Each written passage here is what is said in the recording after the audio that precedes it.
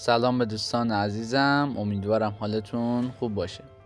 دوستان قصد دارم در این ویدیو درباره اینکه چگونه زبان گوشی‌های شیائومی رو تغییر بدیم واسهتون توضیح بدم.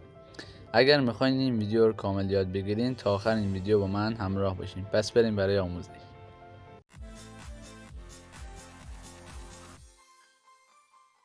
خب دوستان، اول از همه وارد بخش ستینگ همون تنظیمات میشیم، کلیک میکنیم روش و حالا میایم پایین و روی بخش تنظیمات بیشتر که اینجا باشه کلیک میکنیم. خب توی اینجا ما با بخش اول تاریخ و ساعت کاری نداریم و بخش دوم زبانها و ورودی کلیک میکنیم و توی بخش زبانها و ورودی مورد اول زبانها کلیک میکنیم و در این بخش برای ما انواع زبانها رو از انگلیسی، فارسی، عربی، اردن، آمریکایی همه رو برای ما نمایش داده میشه.